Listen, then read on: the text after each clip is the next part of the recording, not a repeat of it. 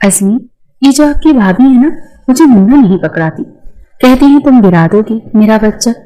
रोहा ने आंसू साफ करते हुए कहा था। अजमीर पहले ही दिल चलाए बैठा था, कनखियों से रोहा की तरफ देखा जिसमें हर दर्जा बचपना था।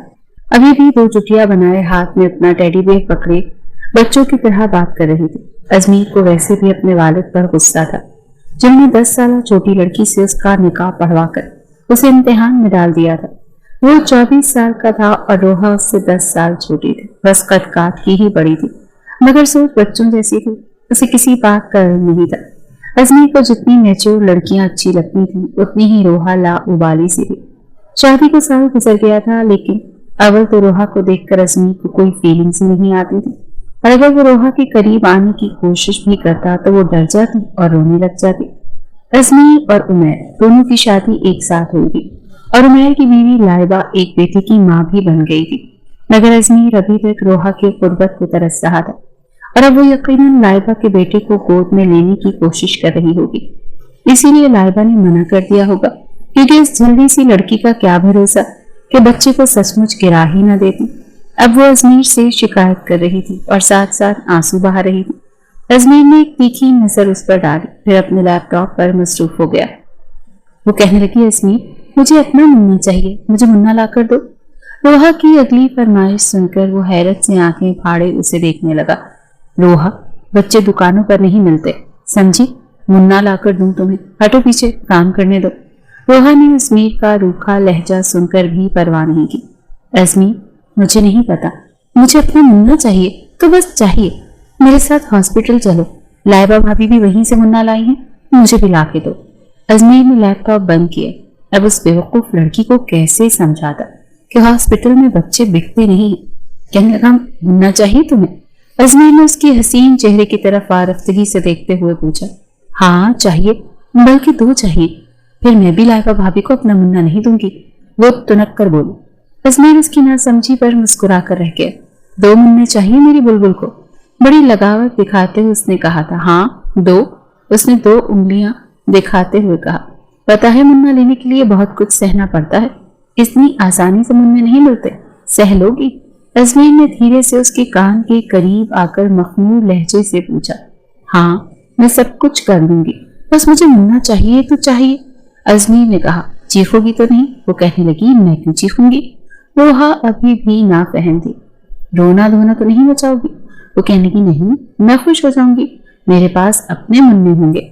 रोहा की आंखों में नन्ना मुन्ना सा वजूद था। देखो दर्द होता है, बस थोड़ा सा दर्द, और फिर पक्का तुम्हें अपना मुन्ना मिल जाएगा।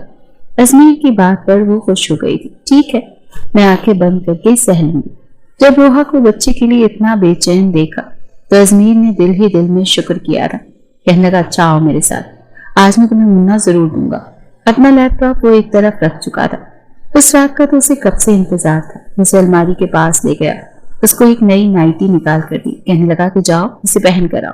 फिर उसके हाथ से भालू पकड़कर एक तरफ रख दिया। उसने नाइटी देखी तो कहने लगी, कैसे पहनने से मुन्ना मिल जाता है? रोहा ने मासूमियत से पूछा। अजमीर उसके बेतुके सवालों से तपा हुआ था। मुन्ना चाहिए? हाँ, तो फिर वो करो जो मैं कह रहा हूँ, बिना सवाल जवाब के। रोहा वॉशरूम में चली गई। कुछ देर के बाद जब कमरे में आई तो अजमीर आंखें झपकना भूल गया था। लगी नहीं रहा था कि वही बेवकूफ सी लड़की है। वो नाइटी में इस कदर हसीन लग रही थी। अजमीर के जज्बात आबोताब से जागे थे, मगर वो नर्वस हो रही थी, गहरे गले को हाथ से पकड़े हुए थी। अजमीर उसके पास आया, फिर उसकी दोनों चुटियां खोल दी। उसके लंबे घने बाल देखकर उसका दिल मचला था। अभी भी वो अपना गला हाथ से पकड़े हुए थी। अजमीर ने उसका हाथ अपने हाथ से पीछे किया, मगर रोहा की बदहवासी देखकर कुछ घबरा गया था। फिर इनकार ना कर दे या रोना धोना ना मचा दे, इसलिए अगले ही लम्हे उसे अपने सीने के साथ लगा चुका था। तड़पते दिल को जैसे करार आ गया था। फिर वो रोहा में खोने लगा। बेसाख्ता उसके होंठों को अपनी दस्तरस में ले चुका था, मगर रोहा की तो जान पर बनी थी। पेट में गिरहें सी पड़ने लगी थी। एकदम वो पीछे हटी।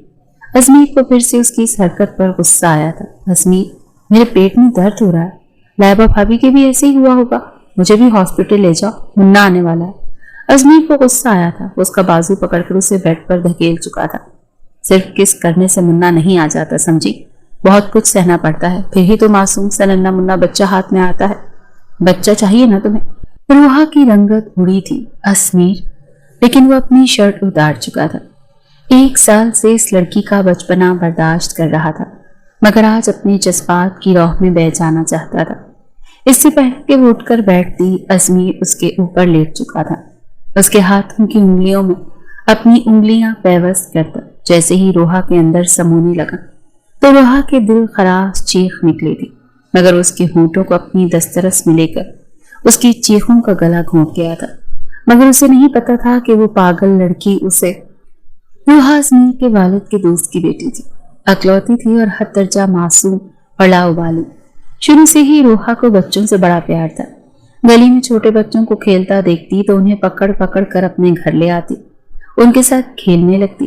اس کی والدہ اس پر چیختی چلاتی رہتی تھی، روحا میں تمہاری سعادت سے بڑی پریشان ہوں، محلے کے بچے اپنے گھر لے آتی اور ان کے والدین ہمارا دروازہ پیٹ پیٹ کر یہ سناتے ہیں کہ پتہ نہیں ہمارے بچے کہاں چلے جاتے ہیں۔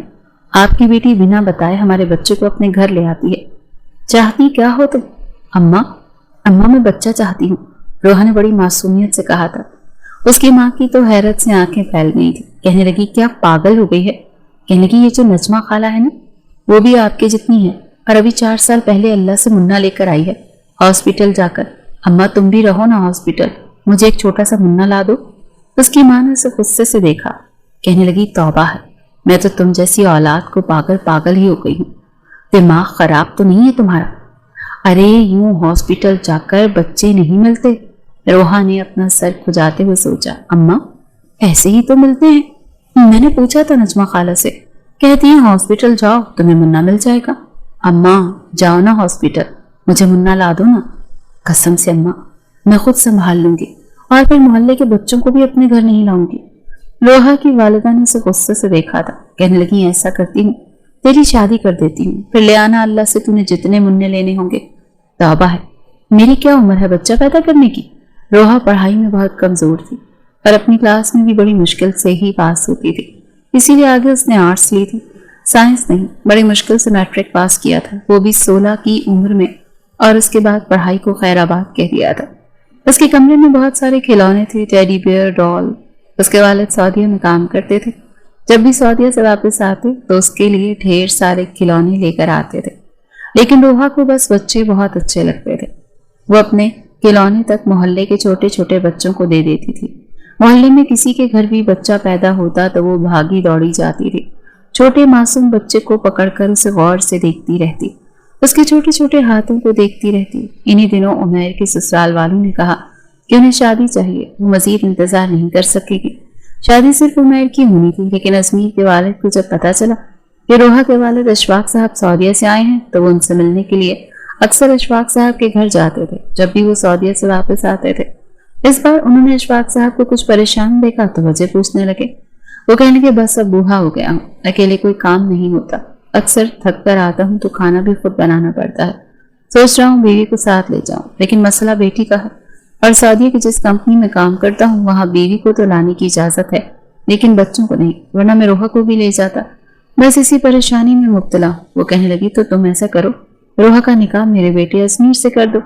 یہ سن کر اشفاق صاحب کہنے لگے ابھی وہ چھوٹی ہے، بس 16 سال کی تو ہے، اور اکلوتی بھی ہے، اس میں بچپنا بہت زیادہ ہے، شادی کی ذمہ داری مجھے نہیں لگتا کہ وہ نبھا پائے گی۔ وہ کہنے لگے کہ تم بے فکر رہو، تمہاری بیٹی کو میں اپنی سرآنکھوں پر بٹھا کر رکھوں گا، اسے ماں باپ کی کمی محسوس نہیں ہوگی۔ نکاح تو میں اسی لیے کرنا چاہتا ہوں تاکہ لوگوں کے منہ بند ہو سکیں، کوئی بھی تمہاری بیٹی کی طرف انگلی نہ اٹھا سکے، باقی اسمیر کو میں سمجھا دوں گا، وہ روحا کو بالکل بھی پریشان نہیں کرے گا۔ اس وقت اسمیر کی عمر 24 سال تھی، شادی کی خواہش بھی اسے تھی، پھر جب اس کے والد نے اسے روحا کی تصویر دکھائی تو وہ دکھنے میں کہیں سے بھی 16 سال کی نہیں لگ رہی تھی۔ وہ ایک شادی کی تقریب میں کھینچی ہوئی تصویر تھی جس میں اس کے بال کھلے ہوئے تھے، فینسی سوٹ پہن رکھا تھا، ہلکا پھلکا میک اپ بھی کر رکھا تھا، اپنی عمر سے 2-3 سال بڑی ہی لگ رہی تھی، اسی لیے سیدھا اسمیر کے دل پر جا کر لگی تھی۔ اس نے کہا ٹھیک ہے، مجھے کوئی اعتراض نہیں۔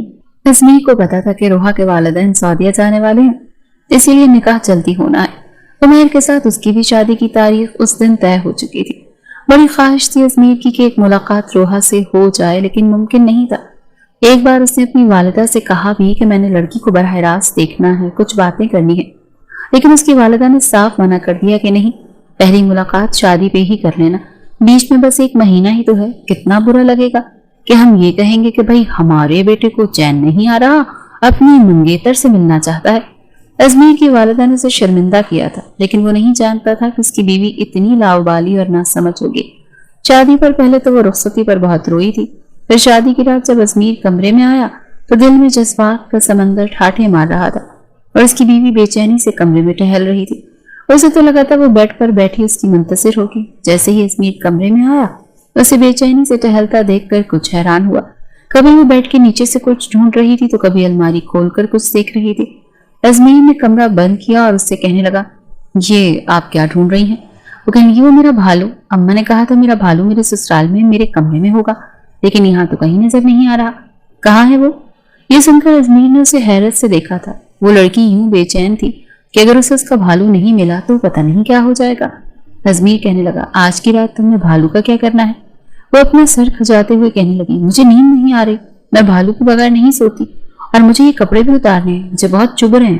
ازمیر کہنے لگا، دیکھو ابھی تو میں نے تمہیں جی بھر کر دیکھا بھی نہیں، تم سے باتیں بھی نہیں کی۔ وہ کہنے لگی، کون سی باتیں کرنی ہیں؟ دیکھو مجھے نیند آ رہی ہو تو مجھے کچھ بھی اچھا نہیں لگتا، مجھے بھی بہت سخت نیند آ رہی ہے، میں نے سونا ہے، مجھے میرا بھالو لا کر دو نا۔ اس کی آنکھوں سے بھی لگ رہا تھا کہ اسے نیند آ رہی ہے۔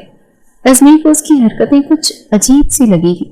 شادی کے بعد لڑکیاں کچھ شرماتی ہیں، جھجکتی ہیں، نروس ہوتی ہیں، لیکن اس میں ایسا کچھ بھی نہیں تھا، نہ ہی شادی کی رات کے حوالے سے اس کے چہرے پر کوئی رنگ تھا، نہ شرم تھی۔ ازمیر فوراً سے اپنے کمرے سے باہر آیا، اس کے والدین ابھی لاؤنج میں ہی بیٹھے تھے۔ اشفاق صاحب نے انہیں کافی سارا کھانا بھی ساتھ ہی بھیج دیا تھا، وہ وہی فریز میں رکھوا رہے تھے۔ جب وہ اپنی والدہ کو کہنے لگا، یہ کیا لڑکی ہے امی؟ ازمیر کی والدہ کہنے لگی، کیوں کیا ہو گیا؟ کہنے لگا، عجیب سی باتیں کر رہی ہے، سونا ہے، مجھے بھالو چاہیے، بھالو کے بغیر سوں گی نہیں، مجھے تو یہ کچھ ایب نارمل سی لگ رہی ہے۔ ازمیر کی بات سن کر اس کی والدہ ہنسنے لگی، کہنے لگی، نہیں ایسی بات نہیں ہے، لاڈلی بہت ہے نا اپنے ماں باپ کی، پھر کوئی چھوٹا بہن بھائی نہیں، اسی لیے کھلونوں سے کھیلنے کی عادت ہے، آہستہ آہستہ وقت کے ساتھ ساتھ ٹھیک ہو جائے گی، تھوڑا سا سمجھنے کی کوشش کرو تم، پھر اتنی عمر کی بھی نہیں ہے، تو اسے 10 سال چھوٹی ہے۔ یہ سن کر ازمیر کے ہوش اڑے تھے۔ وہ کہنے لگا، کیا مطلب؟ وہ بیچارہ تو انجانے میں ہی مارا گیا، کہنے لگا، آپ کا مطلب ہے یہ 15 یا 16 سال کی لڑکی ہے؟ اس کی والدہ کہنے لگی، ہاں بیٹا، بس 6 مہینے پہلے ہی اس نے میٹرک کیا ہے۔ وہ کہنے لگا، دکھنے میں تو نہیں لگ رہی۔ اس کی والدہ کہنے لگی، لیکن اتنی ہی ہے، بس بچپنا بہت زیادہ ہے، بچوں کے ساتھ کھیلتی تھی، اٹھتی بیٹھتی تھی، اسی لیے تھوڑا سا سے وقت۔ ازمیر تو وہیں صوفے پر سر پکڑ کر بیٹھ گیا۔ کیا کچھ نہیں سوچا تھا اس نے آج کی رات کے حوالے سے، اور لڑکی بالکل نادان سی تھی، ہر بات سے بے خبر۔ ازمیر کی والدہ اس کے برابر میں بیٹھ گئی، کہنے کی، بیٹا کیوں پریشان ہو؟ وہ کہنے لگا، امی آپ کو مجھے بتانا تو چاہیے تھا، میں ایسی لڑکی کے ساتھ کیسے گزارا کر سکتا ہوں؟ آپ جانتی ہیں مجھے میچور قسم کی لڑکیاں پسند ہیں، اور یہ لڑکی تو بالکل لاؤبالی سی لگ رہی ہے۔ بہرحال وہ واپس کمرے میں آیا تو اپنا دوپٹہ اتارنے کی کوشش کر رہی تھی، لیکن وہ دوپٹہ اس کی چولی کے ساتھ اٹیچ تھا، کچھ سر پر بال پن لگی ہوئی تھی، اسے سمجھ ہی نہیں آ رہا تھا کہ کیسے اتارے۔ آج تک اتنا ہیوی سوٹ اس نے پہنا ہی نہیں تھا۔ ازمیر نے جب اسے الجھتے دیکھا تو کہنے لگا، رکو میں اتار دیتا ہوں۔ اس نے دروازہ بند کیا، کنڈی لگائی، ڈریسنگ کے پاس آ کر روحا کا دوپٹہ اتارنے لگا۔ خوبصورت وہ اتنی لگ رہی تھی کہ گستاخی کرنے کو دل مچل رہا تھا، لیکن وہ ازمیر کے ہر جذبے سے انجان تھی۔ ازمیر نے اس کا دوپٹہ اتار کر ایک طرف رکھ دیا، پھر اس کے زیورات اتارنے لگا، لیکن اب دل پر قابو پانا مشکل ہو رہا تھا۔ اسے زیورات سے آزاد کرنے کے بعد وہ اس کی گردن پر اپنے لب رکھ چکا تھا۔ ایک کرنٹ تھا جو روحا کو لگا تھا۔ بے ساختہ اس نے ازمیر کے سینے پر ہاتھ رکھ کر اسے پیچھے کو دھکا دیا۔ اس افتاد کے لیے ازمیر بالکل بھی تیار نہیں تھا۔ وہ روحا کو بڑی حیرت سے دیکھنے لگا، کہنے لگا، یہ کیا بدتمیزی ہے؟ وہ کہنے لگی، بے شرم کنڈے موالی، تمہاری ہمت کیسے ہوئی میرے ساتھ ایسی گندی حرکت کرنے کی؟ رک جاؤ، میں ابھی تمہاری امی کو شکایت لگاتی ہوں۔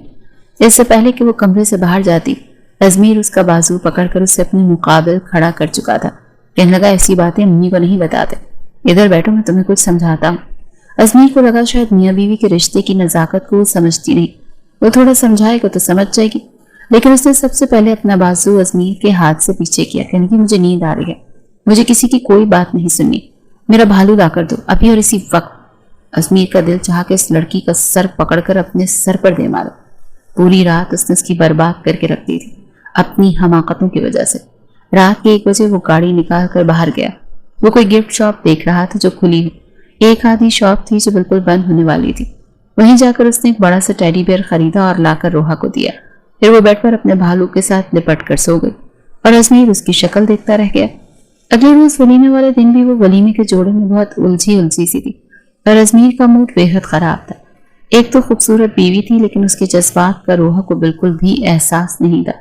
آتے ہی کہنے لگی، جلدی سے میرا دوپٹہ اتارو، یہ زیور اتارو، مجھے بہت الجھن ہو رہی ہے۔ ازمیر تو بس اس کی شکل دیکھتا رہ گیا۔ آج تو وہ ویسے بھی تب کر اس نے انکار کر دیا۔ کہنے لگا، اپنے کام خود کرو تم، کون سا میرے جذبات کا احساس ہے تمہیں؟ کل کی پوری رات اکیلی سوئی رہی، پتہ نہیں میں نے کیا کیا سوچ رکھا تھا۔ ایسا بھی نہیں ہوتا، کوئی لڑکی اتنی بھی بیوقوف نہیں ہوتی جتنی تم ہو۔ غصے سے اس نے تب کر یہ بات کہی تھی۔ روحا کے ماتھے پر بل پڑے تھے۔ اس نے بڑی مشکل سے اپنا دوپٹہ اتارا، پھر اپنے زیورات اتارنے لگی، پھر انہیں ویسے ہی ڈریسنگ پر پھینک دیا۔ ازمیر کہنے لگا، اٹھاؤ انہیں اور طریقے سے سب سمیٹ کر دراز کے اندر رکھو اور اسے لاک کرو۔ ازمیر کا سخت لہجہ سن کر کہنے لگی، میں تمہاری شکایت لگاؤں گی، دیکھ لینا۔ یہ کہتے ہوئے وہ رونے لگی۔ امی نے کہا تھا تمہارا دولہا بہت اچھا ہوگا، تمہیں ڈانٹے گا نہیں، تم وہاں بہت خوش رہو گی، تم نے تو مجھے دوسرے ہی دن ڈانٹنا شروع کر دیا۔ ازمیر کو اپنی غلطی کا احساس ہوا تھا۔ اس نے گہری سانس لی اور اس کے پاس آ گیا۔ وہ بھی کیا کرتا، اپنے جذبات کے ہاتھوں مجبور تھا۔ پھر اس کے آنسو صاف کیے اور کہنے لگا، اچھا نہیں ڈانٹتا۔ پھر اس کے زیورات خود ہی باکسز میں ڈال کر اس نے لاکر میں رکھ دیے۔ تب تک وہ الماری سے اپنا آرام دہ لباس نکال کر واش روم میں چلی گئی۔ ڈھیلی ڈھالی شرٹ اور ڈھیلا ڈھالا ٹراؤزر پہن کر اسے کچھ سکون ملا تھا۔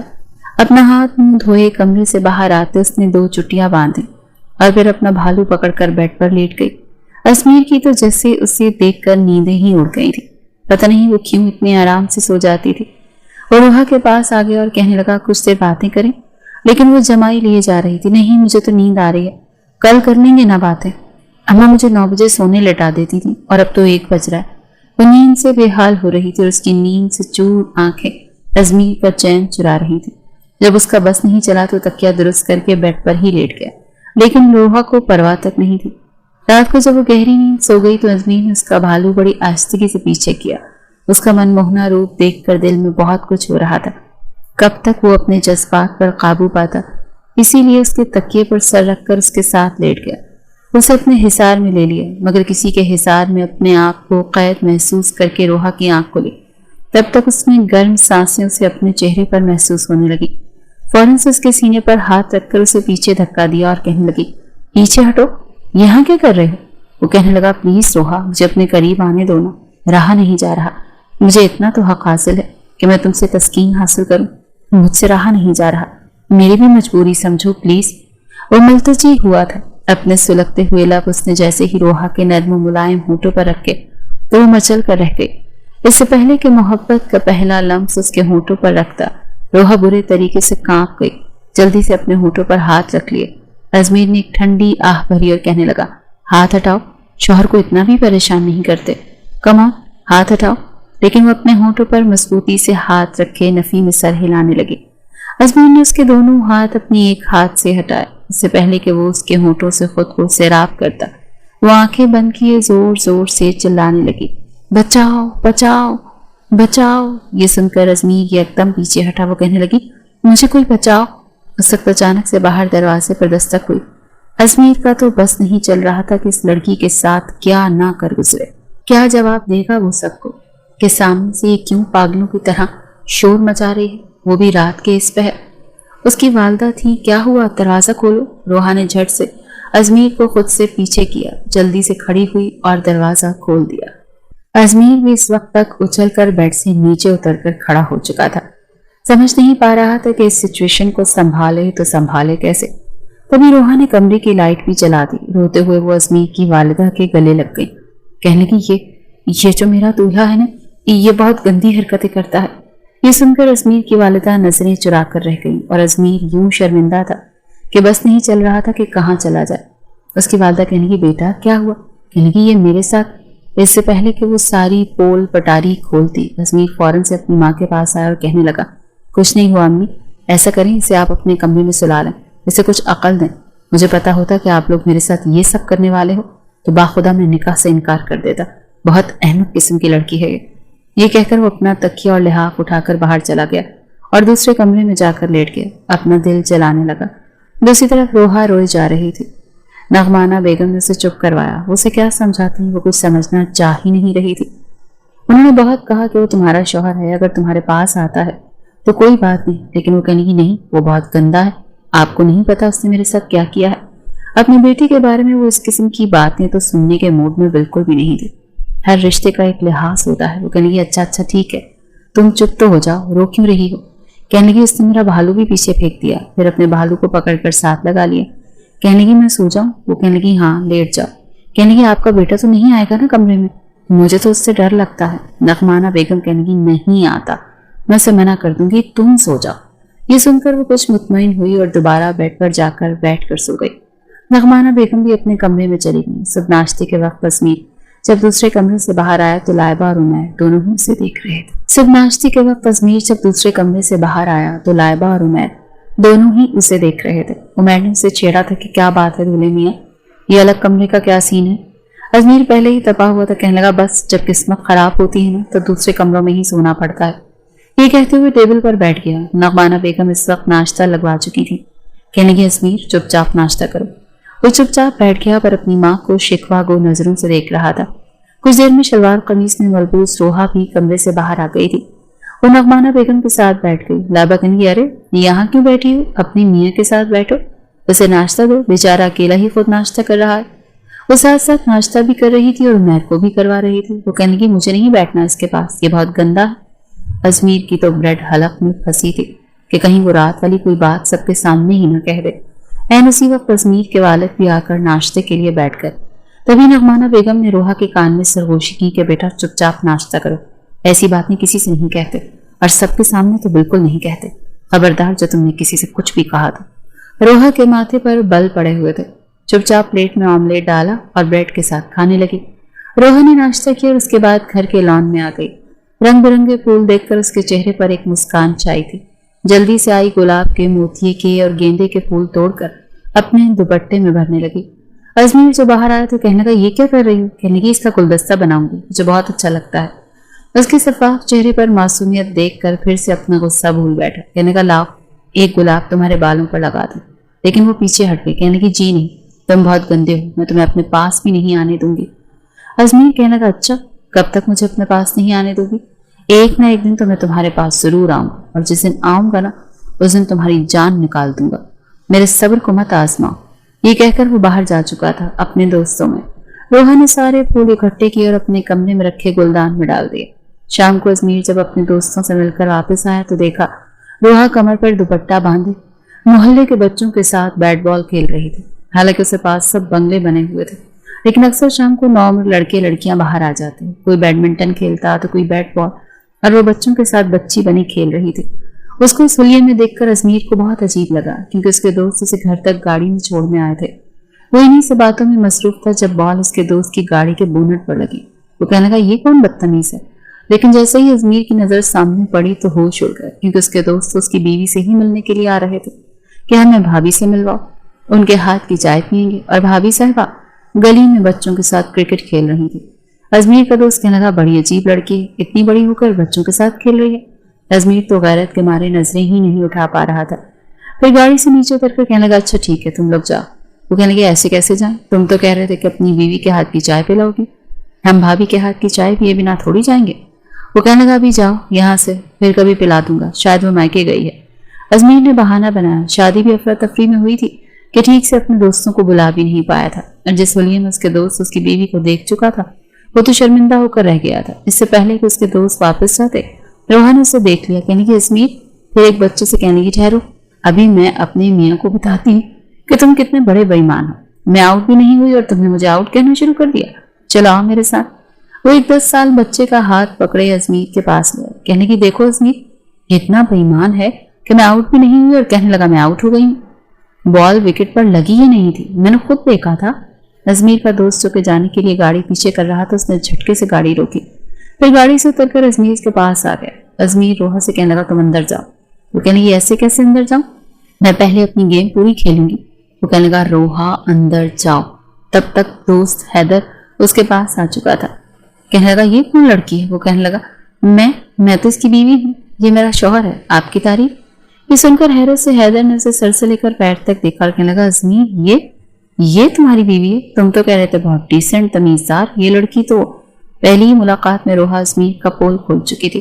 अजमीर तो जैसे नजरें ही नहीं उठा पा रहा था। उसने तो रोहा की बड़ी तारीफें की थी ताकि उसकी कुछ इज्जत रह जाए, क्योंकि सब दोस्तों में वो सबसे ज्यादा नखरेबाज था। कहता था मुझे कोई भी आम लड़की पसंद नहीं आती, मैं तो बड़ी ही समझदार सुलझी हुई लड़की से शादी करूंगा। लेकिन रोहा तो बिल्कुल उसके बरक्स थी। उसका दोस्त हैदर अपने कांधे उचकाता हुआ वापस चला गया।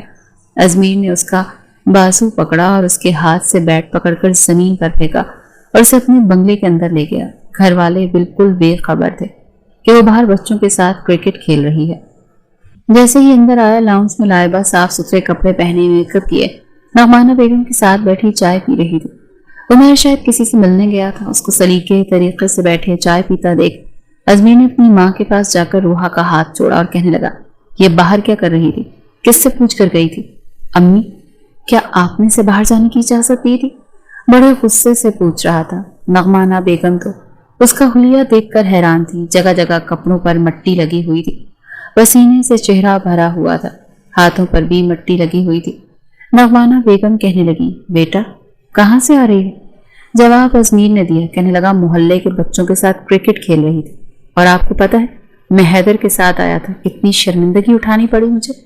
मैंने अम्मा, आप सोच भी नहीं सकती, अगर इसकी ये हरकतें रही ना तो बाखुदा मैं इसके साथ जिंदगी नहीं गुजारूंगा। उसने इधर लाइबा का भी लिहाज नहीं किया, बोलता हुआ कमरे में चला गया। रोहा कहने लगी, मुझे भी नहीं रहना इसके साथ, मुझे आप मेरी अम्मी अब्बू के घर छोड़ा। जब देखो डांटता ही रहता है, ये मत करो वो मत करो, यहाँ मत बैठो वहां मत बैठो, मुझे नहीं रहना इसके साथ। नगमाना बेगम ने कहा, इधर आओ, मेरे पास आकर बैठो। फिर कहने लगी, देखो बेटा तुम्हारी शादी हो गई है। कहने लगी, तो क्या हो गया है, शादी ही तो हुई है। कहने लगी, शादी के बाद लड़कियां यूं मोहल्ले वालों के बच्चों के साथ क्रिकेट नहीं खेलती, तुम बड़ी हो गई हो। कहने लगी, हाँ तो फिर मैं तो अपने घर में भी खेलती थी बच्चों के साथ क्रिकेट। क्रिकेट खेलना कोई गुनाह थोड़ी है। नगमाना बेगम के बाद समझाने के बाद भी रोहा की सेहत पर कोई खास फर्क नहीं पड़ा था। एक बार वो बाहर गली में खड़ी थी जब सामने वाले बंगले से कुछ बच्चे बाहर आए। एक बच्चे ने एक छोटे से बच्चे को पकड़ रखा था, बिल्कुल 8-9 माह का, और इसने 8-9 माह के बच्चे को देखकर रोहा फटाफट से उसके घर के पास आ गई। इस बच्चे से कहने की, लाओ इसे मुझे दो। उसने पकड़ा दिया। ये वही लड़का था जिसके साथ क्रिकेट भी खेलता था। वो कहने लगा, आंटी आप इसको पकड़ें, मैं 2 मिनट में आता हूँ। ये कहकर वो बच्चा अंदर चला गया। रोहा ने काफी देर उस बच्चे का इंतजार किया, लेकिन वो बाहर नहीं आया। तब इस बच्चे को अपने घर पर लेकर आ गई। लॉन में बैठकर उसके साथ खेलने लगी। 2 घंटे गुजर गए। रोहा तो इस बच्चे में ऐसी मगन थी कि उसे एहसास तक नहीं था कि इस बच्चे की माँ उसे ढूंढ ढूंढ कर पागल हो रही है। और उसके बड़े भाई को भी ये नहीं पता था कि रोहा का घर कौन सा है। यही कह रहा था कि यहाँ आंटी खड़ी हुई थी, मैंने उसे पकड़ाया था। बहरहाल चौकीदार ने जब पहचान लिया तो उसने कहा कि आपका बच्चा तो हमारे घर पर है। तब तक नगमाना बेगम और लॉन में आकर बैठी थी और मुलाजमा से कहने की, चाय यहीं बना कर ले आओ। छोटे से बच्चे को रोहा की गोद में देखकर पूछने लगी कि बेटा ये कौन है। उसी वक्त उस बच्चे की माँ आकर कहने लगी, तुमने मेरा बच्चा ले रखा है और मैं दीवानों की तरह अपने बच्चे को ढूंढ रही हूँ। तुम्हें जरा भी एहसास है कि एक माँ पर क्या बीतती है जब उसका छोटा सा बच्चा उसे नजर ना आए। रोहा चुप थी। वो बच्चा कहने लगा, ये आंटी जानबूझकर लेकर आई थी। कहने लगी, इसे मुझे पकड़ा दो। बहरहाल नगमाना बेगम तो शर्मिंदा होकर रह गई थी और बायल लाइबा ने भी बड़ी अजीब नजरों से रोहा को देखा था। औरत अपना बच्चा लेकर चली गई। नगमाना बेगम कहने लगी, बेटा ये क्या किया तुमने, ये लोग क्या सोचेंगे कि तुम दूसरों के बच्चे चोरी करती हो। वो कहने लगी, मुझे छोटे बच्चे अच्छे लगते हैं, मेरा जी चाहता है बस छोटे बच्चों को अपने पास रखा करूं। वक्त यूं ही गुजरने लगा। अजमीर ने बहुत चाहा कि फासलों को खत्म कर दे, लेकिन जब भी वो रोहा के करीब आने की कोशिश करता वो रोने लगती या चिल्लाने लगती। तंग आकर वो पीछे हट जाता था। लेकिन जब लाइबा प्रेग्नेंट हो गई तब अजमीर को भी कुछ हुआ था। अगर रोहा ने उसका साथ दिया होता तो यकीनन वो भी बाप बनने की खुशी को महसूस कर सकता था। उमर ने सारे मोहल्ले में मिठाई बंटवाई थी। वो बहुत खुश था, लाइबा का बहुत ख्याल रख रहा था और लाइबा भी इतरा रही थी। अजमीर ने खुद को मसरूफ कर लिया था। अब वो रोहा को कुछ भी नहीं कहता था। घर आता, खाना खाता और लैपटॉप लेकर बैठ जाता। लेकिन जब लाइबा के यहाँ बेटा हुआ तो रोहा की खुशी काबिल दीद थी। उसे तो लगा कि जैसे अल्लाह ने उसे खिलौना दे दिया, अब तो उसी के साथ खेलेगी, बातें करेगी। लेकिन जैसे ही लाइबा घर आई और रोहा ने उसके बेटे को गोद में लिया तो कहने लगी, रखो, यहाँ मेरा बच्चा है, इधर दो मुझे। गिरा दोगी तुम, अकल तो है नहीं तुम्हें, हर चीज को अपना भालू और खिलौना समझ लेती हो। खबरदार, जो मेरे बेटे को हाथ भी लगाया तो। बड़े बुरे तरीके से लाइबा ने उसे डांटा था, इसीलिए रोते हुए अजमीर के पास आई थी। वो लैपटॉप पर मसरूफ था और कहने लगी, मुझे बच्चा चाहिए, मुझे भी मुन्ना चाहिए। ये सुनकर अजमीर ने साल भर का किया वो सब्र एक तरफ रख दिया। आज तो खुद उसने कहा था, और बच्चे की ख्वाहिश रोहा को किस कदर थी इतना अंदाजा उसे 1 साल में हो चुका था, क्योंकि जहां भी बच्चा देखती थी पागलों की तरह बच्चे को गोद में पकड़ने के लिए लपकती थी। कई बार वो उसे मॉल लेकर जाता और उसे छोटे बच्चे नजर आ जाते तो अपनी शॉपिंग छोड़कर बच्ची की माँ के पास चली जाती कि कितना क्यूट है, मैं इसे 2 मिनट पकड़ लूं। अजमीर कहता, तुम्हें हो क्या जाता है बच्चों को देखकर? कहने ये आपको नहीं पता, मुझे बच्चे बहुत अच्छे लगते हैं। बहरहाल आज तो जैसे अजमीर ने उसकी एक भी नहीं सुनी थी, उसके नाजुक होंठों को अपनी दस्तरस में लेकर उसकी चीखों का गला घोंट दिया था। पूरी रात अपनी मनमानियां करता रहा। वो रोती आंसू बहाती तो कहता, मुन्ना चाहिए ना, तुम्हें मुन्ना ही तो दे रहा। फिर तुम छोटे छोटे बच्चों की बातें करना, तुम्हारा मुन्ना बहुत प्यारा होगा, बिल्कुल मेरी तरह, आंखें तुम्हारी तरह, नन्हे मुन्ने से हाथ, छोटी छोटी आंखें, मासूम सा वजूद। ये सुनकर रोहा को अपनी आंखों के सामने एक बच्चे का तस्वुर आने लगता, लेकिन जब अजमीर की शिद्दतें सहनी पड़ती तो तड़प कर रह जाती। जब भी उसे पीछे करने की कोशिश करती तो वो उसका हाथ पीछे कर देता, कभी उसके आंसू अपने लगों से साफ कर देता तो कभी उसका एहतजाज अपने होठों से बंद कर देता। आज वो 1 साल बाद बड़ी पुरसुकून नींद सो रहा था, लेकिन रोहा बेहद परेशान थी। पहली बार ऐसे रिश्ते से मुतारिफ हुई थी, पहली बार तकलीफ को सहा था। बच्ची की ख्वाहिश न होती तो शायद आज भी उसे करीब न आने देती, लेकिन ये नहीं पता था कि मुन्ने को पाने के लिए इतनी ज्यादा तकलीफ सहनी पड़ती है। उसे तो ये तकलीफ भी बहुत लग रही थी, बाकी आने वाली तकलीफों से तो वो बिल्कुल बेखबर थी। नींद से बेहाल हो चुकी थी, इसीलिए करवट बदल कर सो गई। सुबह सबसे पहले अजमीर की आंख खुली। अपने पहलू में रोहा को देखकर उसके चेहरे पर मुस्कान सजी थी, लेकिन उसका कुमलाया हुआ चेहरा देखकर पूरी रात याद आई थी। नए सिरे से उस पर फिर से प्यार आया था। उसका बिखरा बिखरा वजूद भी बहुत अच्छा लग रहा था। उसके माथे पर बोसा दिया तो वो हड़बड़ा कर उठ बैठी। अजमीर को अपने करीब देखकर फौरन से पीछे हटी। एक खौफ था जो उसके चेहरे पर छाया था। अजमीर ने कहा, क्या हुआ? वो नरूठे लहजे में कहने लगी, हाथ मत लगाना। कहने का, देखो जो कुछ हमारे बीच हुआ है ना, सब मियाँ बीवी के बीच में होता है। मैंने कुछ अनोखा तो तुम्हारे साथ नहीं किया, और खबरदार जो तुमने अम्मी या लाइबा भाभी से या किसी और से भी इस बात का जिक्र किया, ये बुरी बात होती है, ऐसी बातें किसी से नहीं करते। वो बड़ी हैरत से अजमीर को देख रही थी। कहने लगी, सब ऐसे ही करते हैं क्या? सब लोग अपनी बीवी पर ऐसे ही जुल्म करते हैं क्या? उमैर भाई ने भी लाइबा भाभी के साथ ऐसा ही सब कुछ किया था, उन्हें भी इतना ही दर्द हुआ होगा ना? कितने बुरे हैं ना आप भी, और आपके भाई भी। रोहा की बेवकूफाना बातें सुनकर वो बस मुस्कुरा ही सकता था। कहने लगा, सब ऐसा करते हैं, और उसके बाद मुन्ना आता है, समझी? रोहा के दिल में खौफ सा बैठ चुका था। अजमीर उठकर बैठ गया था। अपने ऑफिस के कपड़े भी उसने खुद निकाले, लेकिन रोहा की कमर में वाकई बहुत दर्द था। जब वो नहाकर तैयार हुआ तो रोहा का गुस्ल का सारा तरीका समझा कर कमरे से बाहर निकला। सब कुछ उसके लिए बिल्कुल अलग सा था। उठकर उसने गुस्ल किया, कपड़े तब्दील किए, फिर कमरे से बाहर आई तो नगमाना बेगम मुलाजमा से नाश्ते का कह रही थी। रोहा से कहने की, बेटा तुम नाश्ता करो। रोहा ने नाश्ता किया। लाइबा अपने बेटे को पकड़े उससे बातें कर रही थी। वो बड़ी खामोशी से लाइबा के पास आकर बैठ गई। लाइबा के माथे पर बल पड़े। कहने की, भाभी मैं इसे नहीं गिराऊंगी, मैं बैठे बैठे इसे 2 मिनट पकड़ लूं। मुझे पता है आपने बड़ी तकलीफें बर्दाश्त करके मुन्ना लिया है। आप डरती हैं ना कि अगर मैं इसे लेकर खड़ी हो जाऊंगी तो ये गिर जाएगा? लाइबा कहने की, हाँ, क्योंकि तुम बहुत लापरवाह हो। तुम्हें नहीं पता औलाद बहुत कीमती चीज है, और औरत कितनी तकलीफें झेल कर इसे लेती है, ये वही जानती है। वो कहने की, मैं भी जान गई हूँ, लाएं इसे मुझे देना, मैं इसे बहुत आराम से पकड़ूंगी और सोफे से उठूंगी भी नहीं। लाइबा ने बड़ी एहतियात से अपना बेटा उसकी गोद में डाला था। उसके हाथ, उसकी आंखें, उसकी मासूम हरकतें देखकर रोहा अपनी तकलीफ जैसे भूल ही गई थी। उसका हाथ चूमने लगी। कहने लगी, कितना सॉफ्ट है, बिल्कुल टिश्यू पेपर की तरह। लाइबा कहने की, हाँ, बच्चे ऐसे ही होते हैं, नाजुक से। कहने की, रात को उसके रोने की आवाज आ रही थी। लाइबा कहने की, हाँ, पूरी रात सोने नहीं देता, जागता रहता है। वो कहने लगी, फिर तो आपको बहुत अच्छा लगता होगा ना भाभी, आप पूरी रात इसको लेकर बैठी रहती होंगी, देखती रहती होंगी। लाइबा कहने की, मेरी तो आंखें नींद से बंद हो जाती हैं, मैं तो उमैर को पकड़ा देती हूँ कि संभालो अपना बच्चा, मुझे सोने दो। लाइबा का लहजा काफी हद तक ठीक हो चुका था। कुछ देर बाद ही रोहा ने लाइबा को उसका बेटा वापस पकड़ा दिया। रात को अजमीर जब घर आया तो कहने लगा, तुम इस सादे से हुलिये में क्या कर रही हो? जाओ तैयार होकर आओ। ये सुनकर रोहा का दिल किसी ने मुट्ठी में मसला था। कहने की नहीं प्लीज आज नहीं। उसे इस कदर खौफ ज़दा देखकर अजमीर कहने लगा, मैं आज तुम्हें बाहर लेकर जाना चाहता हूँ, खाना होटल में खाएंगे, चलो तैयार हो जाओ। वह रोहा का खौफ दूर करना चाहता था। रोहा तैयार हो गई। उसे एक अच्छे और महंगे रेस्टोरेंट में लेके गया था। मेन्यू कार्ड भी उसी को थमाया। कहने लगा तुम ऑर्डर करो। खाना रोहा की मर्जी का ही उसने मंगवाया था। फिर उसे एक गोल्ड की शॉप पर ले गया। कहने लगा अपने लिए कुछ भी पसंद कर लो, मैं तुम्हें दे दूंगा। उसका लहजा मोहब्बत से डूबा हुआ था। कहने की मुझे बस मुन्ना चाहिए। अजमीर ने अपनी पसंद से ब्रेसलेट खरीदी और रोहा को पहना दी। कहने लगा अल्लाह ताला वो भी जरूर दे देगा। उस रात अजमीर ने रोहा को कुछ नहीं कहा, उसके करीब भी नहीं आया, मगर आहिस्ता आहिस्ता अब उसे अपने करीब रखने लगा था। जब भी कमरे में आता उसे अपने साथ लगा लेता। लैपटॉप पर काम करता तो उसे अपने साथ सोफे पर बिठा लेता। अपना बाजू फैलाकर उसे अपने करीब कर लेता। उसका सर पकड़कर अपने कांधे पर रख लेता।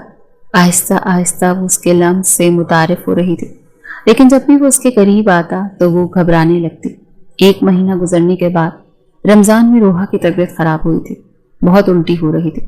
नगमाना बेगम उसे हॉस्पिटल लेकर गई तो डॉक्टर ने जब ये खबर सुनाई कि वो प्रेग्नेंट है तो रोहा बेहद खुश हुई थी। नगमाना बेगम ने भी उसका भी वैसे ही ख्याल रखा जैसे लाइबा का रखा था, लेकिन वो इस बात से अनजान थी। हर चंद रोज बाद अजमीर से कहती, हमारा मुन्ना दुनिया में कब आएगा?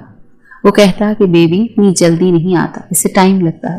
कहने लगी मुझसे अब और इंतजार नहीं हो रहा, बताओ मेरे जैसा होगा कि आपके जैसा होगा? अजमीर कहने लगा तुम्हारे जैसा होगा, बहुत मासूम और बेवकूफ। वो कहने की मैं बेवकूफ नहीं। अजमीर हंसने लगता, लेकिन जैसे जैसे वक्त गुजरने लगा उसका जिस्म कुछ जाहिर होने लगा। उसे अपना आप अजीब लगने लगा था। अजमीर ने उसे एक बड़ी सी चादर लाकर दी थी। कहने लगा अपने आप को इसमें छुपा लिया करो। अब तो उसके पाँव में सूजन आने लगी थी। रात को टांगों में बहुत दर्द होता तो रोने लगती। अजमीर उठकर बैठ जाता। कहता क्या हुआ है तुम्हें? कहने की पाँव में बहुत दर्द है, बर्दाश्त नहीं हो रहा। अजमीर उठकर उसके पाँव दबाने लगता। आंखें नींद से चूर होती थी, लेकिन उसके पाँव दबाता रहता। कहता तुम सो जाओ। आहिस्ता आहिस्ता रोहा के दिल में भी अजमीर की मोहब्बत जागने लगी थी। उसका बहुत ख्याल रखता था, अपनी नींद की परवाह नहीं करता था। जिंदगी सिर्फ उसकी नहीं बदली थी, अजमीर की भी बदल गई थी। अब उनके कमरे में छोटे छोटे बच्चों की तस्वीरें लगने लगी। जब 7वां महीना शुरू हुआ तब अजमीर ने उसे बच्चे की सारी शॉपिंग करवाई थी। वो जिन कपड़ों पर हाथ रखती वो खरीद कर ले देता, खिलौनों पर हाथ रखती वो खिलौने ले देता। लेकिन 9 माह गुजरने के बाद रोहा की पूरी हैयत बदल चुकी थी। अपना आप उसे बहुत अजीब लगता था, करवट लेना तक मुहाल था।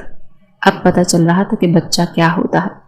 हॉस्पिटल जाकर ही बच्चा नहीं मिल जाया करता। औलाद की नेमत क्या होती है शायद औरत को तब पता चलता है जब वो इन मराहिल से गुजरती है। बच्चा पैदा होने से पहले ही माँ को अपने बच्चे से मोहब्बत हो जाती है, क्योंकि वो उसकी हर हरकत को अपने वजूद में महसूस करती है। और इन सब मराहिल से रोहा गुजर रही थी। औलाद पैदा होने से पहले ही औरत की कुर्बानियां शुरू हो जाती हैं। खाना वो पड़ता है जो बच्चे की ख्वाहिश होती है, जो अंदर से उसकी तलब होती है। नींद से चूर भी हो तो बच्चे की हरकत पर उठना पड़ता है। 9 माह बाद जब जिंदगी का दर्द उठा तो रोहा को लगा कि बस अब वो मर जाएगी। जान तो अजमीर की भी निकली थी। उसकी दिल खराश चीखें सुनकर वो बुरी तरह से घबरा गया था।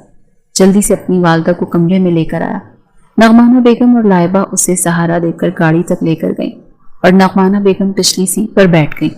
ड्राइविंग के दौरान बार बार अजमीर उसका हाथ पकड़ रहा था। कुछ नहीं होगा तुम्हें, ठीक हो जाएगा सब कुछ। कहने की नहीं मैं मर जाऊंगी, आपको नहीं पता मुझे कितना दर्द है, मुझे लग रहा है आज मैं मर जाऊंगी। नगमाना बेगम के हाथ में तस्वीर थी, दुरूद शरीफ पढ़ रही थी। कहने की बेटा कुछ नहीं होगा तुम्हें। बहरहाल बार बार वो अजमीर का हाथ पकड़कर जोर से दबा देती। अपने दर्द की शिद्दत को सहने के लिए उसके हाथ का सहारा लेती और वो चुपचाप एक हाथ से गाड़ी चला रहा था, दूसरा हाथ रोहा के हाथ में था। हॉस्पिटल पहुंचा, जल्दी से उसे व्हील चेयर पर बिठाकर लेबर रूम की तरफ छोड़कर आया और फिर दिल में अजीब से वसवसे उठने लगे। दुआएं मांग रहा था अपने बच्चे की सलामती के लिए, रोहा के लिए। लेकिन जब डॉक्टर बाहर आए तो डॉक्टर के चेहरे को अफसरदा देखकर अजमीर की जान निकली थी। फौरन उसके पास आया और कहने लगा मेरी बीवी बच्चा तो ठीक है। वो कहने लगे आपका बेटा हुआ है और बिल्कुल ठीक है, लेकिन रोहा। ये सुनकर उसकी जान निकली थी। कहने लगा क्या हुआ मेरी बीवी को? वो कहने लगा पता नहीं, ऑपरेशन के टाइम बेहोश हो गई। क्या था? لیکن ابھی تک ہوش نہیں آ رہا، حالانکہ عام طور پر خواتین ہوش میں آ جاتی ہیں۔ پھر ایک نرس چھوٹا سا بچہ لے کر آئی اور ازمیر کی گود میں ڈال دیا۔ اس کے آنسو بہنے لگے۔ کتنا شوق تھا روحا کو بچے کا، اور اب ہوش میں نہیں آئی تھی۔ وہ بے حد پریشان تھا۔ بچے کو پیار کر کے نغمانہ کی گود میں ڈال دیا تھا۔ اس کے آنسو بہنے لگے تھے۔ کتنا شوق تھا۔ وہ بے حد پریشان تھا۔ بچے کو پیار کیا، نغمانہ کی گود میں ڈال دیا۔ کہنے لگا پلیز آپ کچھ بھی کر کے اسے ہوش میں لائیں۔ وہ کہنے لگے ہم نے اپنی ساری کوششیں کر لی ہیں، ہمیں تو یہ ڈر ہے کہ کہیں وہ کوما میں نہ چلی جائے۔ پوری رات بیت چکی تھی، صبح ہو چکی تھی۔ بچے کو فیڈر نغمانہ بیگم نے ہی پلایا تھا۔ عمیر اور لائبہ بھی آ چکے تھے اور ازمیر کے والد بھی۔ سب کو روحا کی فکر تھی، جیسے ہوش ہی نہیں آ رہا تھا۔ اسے کمرے میں شفٹ کر دیا گیا۔ ڈاکٹر نے کہا کہ ہمیں لگتا ہے کہ یہ کوما میں جا چکی ہے، ہم نہیں جانتے کہ انہیں ہوش کب آئے گا۔ یہ سن کر تو ازمیر کا جیسے حوصلہ پست ہوا تھا۔ وہ رونے لگا، روحا کا ہاتھ اپنے دونوں ہاتھوں میں لیا۔ کہنے لگا روحا پلیز آنکھیں کھولو، دیکھو اللہ نے کتنا پیارا سا منا دیا ہے تمہیں، بالکل تمہارے جیسا ہے۔ اٹھو نا یار، ایسا تو نہیں کرتے نا، پلیز روحا آنکھیں کھولو نا، دیکھو نا تمہارا بیٹا تمہیں دیکھنے کے لیے کتنا مچل رہا۔ ازمیر کی آنکھوں سے آنسو بہ رہے تھے، سب کی آنکھوں سے آنسو ہی بہ رہے تھے۔ بچہ واقعی رو رہا تھا، نغمانہ کی گود میں بھی چپ نہیں ہو رہا تھا، لیکن وہ تو ایسی نیند سوئی کہ اٹھ ہی نہیں رہی تھی، بس سانسیں چل رہی تھیں۔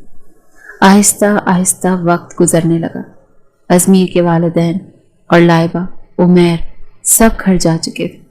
بچہ بھی نغمانہ بیگم لے کر چلی گئی تھی، لیکن ازمیر سہج تھا۔ ایک ہفتے میں حالت بگڑ کر رہ گئی تھی، شیف بڑھ گئی تھی، رو رو کر آنکھیں سوج گئی تھیں۔ بار بار اس کے پاس بیٹھتا تھا، اسے اٹھانے کی کوشش کرتا تھا۔ اسے نہیں پتا تھا کہ کل تک اسے بری لگنے والی لڑکی آج اس کے لیے زندگی کی قیمتی چیز بن چکی ہے۔ اس کے بغیر ایک لمحہ اچھا نہیں لگ رہا تھا، کچھ بھی اچھا نہیں لگ رہا تھا، یہاں تک کہ اپنا بچہ بھی اب اسے اچھا نہیں لگ رہا تھا۔ لیکن جب ایک مہینہ ایسے ہی گزر گیا تو ڈاکٹر بھی مایوس ہو چکی تھی۔ کہنے لگی ہمیں نہیں لگتا کہ اسے ہوش آئے گا، اگر آپ اجازت دیں تو ہم اسے زہر کا انجیکشن دے دیتے ہیں، کیونکہ آپ اپنی بیوی کو تکلیف میں رکھنا چاہتے ہیں۔ کیوں؟ کہنے لگا نہیں، یہ خود سے سانس لے رہی ہے، اس کا مطلب زندہ ہے۔ میں اپنی بیوی کے لیے اتنا بڑا فیصلہ نہیں کروں گا۔ میں آپ کو بل بھر رہا ہوں نا، اپنا سب کچھ اس پر لگا دوں گا۔ مجھے یقین ہے میرا اللہ مجھ سے اتنی بڑی آزمائش نہیں لے کر اسے ہوش آ جائے گا۔ بچہ نغمانہ بیگم کا عادی ہو چکا تھا، دادی کی گود میں ہی ماں کی ممتا کو تلاش کر رہا تھا۔ مہینہ، 2 مہینے، پھر 3 مہینے گزر گئے، لیکن روحا کو ہوش نہیں آیا۔ کبھی کبھی تو ازمیر اپنے ساتھ ہی اپنے بیٹے اسد کو بھی لے آتا، اسے کہتا یہ تمہاری مما ہے، اسے مما کہو۔ اسے ایک ہی امید تھی کہ جب بچہ روحا کو مما کہے گا تو وہ ضرور جاگ جائے گی، ازمیر سے اسے محبت ہو یا نہ ہو۔